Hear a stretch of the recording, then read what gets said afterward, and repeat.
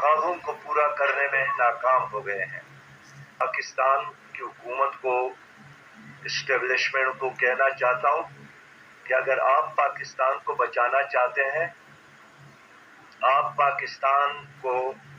Sudan اور Libya اور شام نہیں بنانا چاہتے، اگر آپ پاکستان کو روانڈا نہیں بنانا چاہتے، تو بلوچستان کے حوالے سے ایک قومی مشاورت ہو جائے۔ یہاں قبائل ہے، اس میں انتہائی باصلاحیت لوگ موجود ہیں، یہاں دانشور لوگ موجود ہیں، وہ پاکستان اور بلوچستان کے خاطر فکر مند ہے، یہاں بہت باصلاحیت نوجوان موجود ہے، لیکن آپ لوگوں نے آنکھیں بند کی ہے شتر مرغ کی طرح، اور آنے والے حادثات کے انتظار میں ہے، اور ہر حادثے کے بعد ایک سٹیٹمنٹ مذمت کا یا افسوس کا جاری کیا جاتا ہے، اور پھر آئندہ ایک اور بڑے حادثے کا اور واقعے کے انتظار میں ہوتے ہیں۔ وجہ سے پورا ملک ایک بحران سے دوچار ہے، اور یہ بالکل وہی سما ہے جو 1970 میں لوگوں نے دیکھا ہے۔ گزشتہ دنوں چائنا کے وزیر خارجہ آئے تھے اور انہوں نے چائنا کے صدر کا پیغام بھی لایا کہ 70 میں بھی ہم نے مشورہ دیا تھا کہ ایک سیاسی مذاکرات کے نتیجے میں اپنے مسائل حل کرے، ورنہ پاکستان ٹوٹ جائے گا۔ اور پھر ہم مشورہ دے رہے ہیں کہ دنیا کے بہت ساری قوتیں ہیں جو پاکستان کو کمزور نہیں تقسیم کرنا چاہتا ہے، لیکن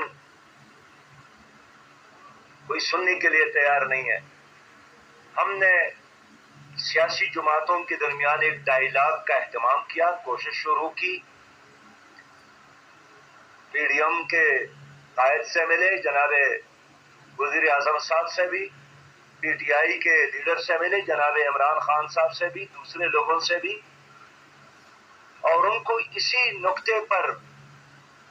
اور اسی لائن پر لانے کی کوشش کی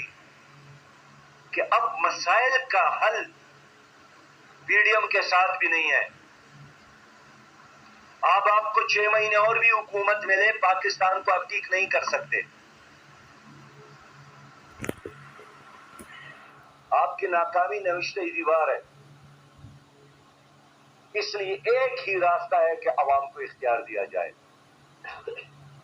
اور اتفاق کے ساتھ ایک تاریخ ہو اور اس تاریخ پر اعلان کیا جائے، پورے ملک میں ایک دن الیکشن ہو۔ جماعت اسلامی آج بھی یہی سمجھتی ہے کہ ایک دوسرے کو فتح کرنے کی بجائے عوام کو اختیار دیا جائے، الیکشن کا انعقاد کیا جائے، اور میں نے سپریم کورٹ میں بھی یہ مشورہ دیا، روڈ میپ دیا تھا کہ اگست کا مہینہ پاکستان کے آزادی کا مہینہ ہے، یہ ایسا مہینہ ہے کہ لوگ حج سے واپس آتے ہیں، اور اس لیے 14 اگست کو پاکستان بھی بنا ہے، اور اگست کے مہینے میں ایک شفاف الیکشن کا انعقاد ہو جائے تاکہ پاکستان کی عوام پاکستان کو چلانے کے لیے ایک نئی قیادت، نئی حکومت کا چناؤ کر سکے۔ معزز صاحب حضرات، میں آپ سب کا شکریہ ادا کرتا ہوں، اور آپ کے ذریعے ان تمام لوگوں کا شکریہ ادا کرتا ہوں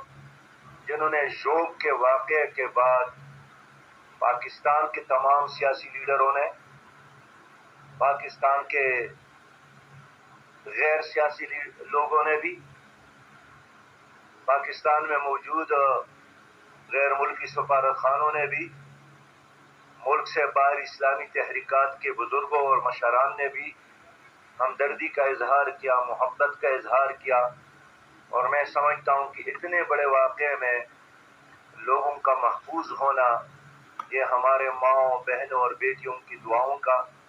اور ہمارے بزرگوں اور نوجوانوں کی دعاؤں کا نتیجہ ہے۔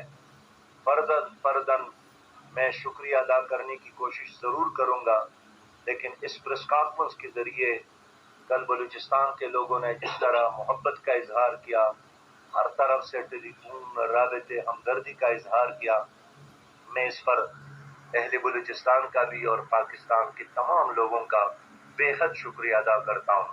اسلام زندہ باد، پاکستان زندہ باد.